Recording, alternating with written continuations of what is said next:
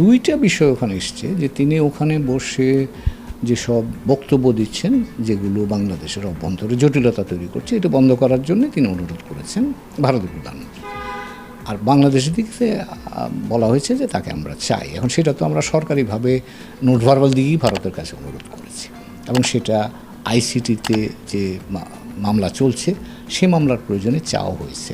তবে যেহেতু প্রধানমন্ত্রীর বিষয় তো এখানে তো আইনি বিষয় থাকবে, রাজনৈতিক বিষয় থাকবে, তো সেই বিষয়গুলো আমার ধারণা এখানে সিদ্ধান্ত গ্রহণের জায়গায় আসবে। আমাদের দিক থেকে আমাদের যেটা চাহিদা সেটা আমরা তাদের সামনে উপস্থাপন করেছি সর্বোচ্চ পর্যায়ে এবং তাদের দিক থেকে সিদ্ধান্ত তারা বিভিন্ন বিষয় বিবেচনা করে সিদ্ধান্ত নেবেন।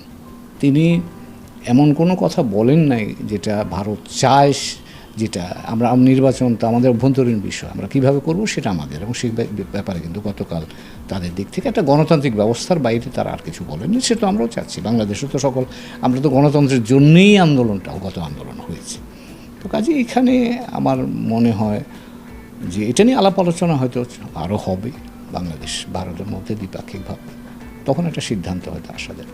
আমাদের যে কথাবার্তাগুলো হয়েছে সেগুলোকে সামনে নিয়ে এগিয়ে যাওয়ার জন্যে আমাদের যে সাংগঠনিক ব্যবস্থাপনা আছে সেগুলোকে আমাদের অ্যালাইন করতে হবে এবং এখান থেকে কোন পয়েন্ট নিয়ে আমরা সামনের দিকে যেতে পারি সে বিষয়গুলোতে আমাদের মনোযোগী হতে হবে। আমাদের প্রধান উপদেষ্টা মহোদয় তো বিশ্বনন্দিত মানুষ, তো কাজে তিনি যেই গতিতে যাচ্ছেন আমাদের কাঠামোটাকেও সেই রকম গতিতে সাজাতে হবে। কারণ তা না হলে তো আপনি এর সাথে চলতে পারবেন না। যেমন ধরুন তিনি বলছেন যে আমরা ডায়ালগ পার্টনার, সেক্টরাল পার্টনার হতে চাই আসিয়ানের সাথে, ইভেনচুয়ালি মেম্বার হতে চাই।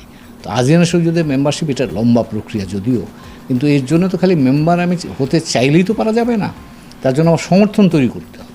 তো সেখানে আমার কূটনীতির জায়গাগুলো তৈরি করতে হবে, এনগেজড হতে হবে।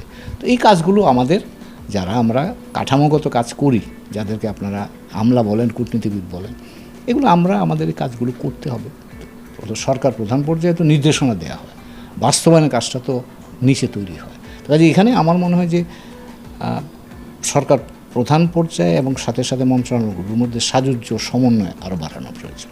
ভারত যদি এই মৌলিক বিষয়গুলো, নীতিগত অবস্থানগুলোকে মেনে নেয়, আমি মনে করব সম্পর্ক স্বাভাবিক হওয়ার একটা সুযোগ তৈরি হয়েছে। বিশেষ করে গতকালকের যে বৈঠকটা হয়েছে দুই দেশের সরকার প্রধান পর্যায়ে, সেটা এই পথের দিকে আমাদেরকে নিয়ে যেতে।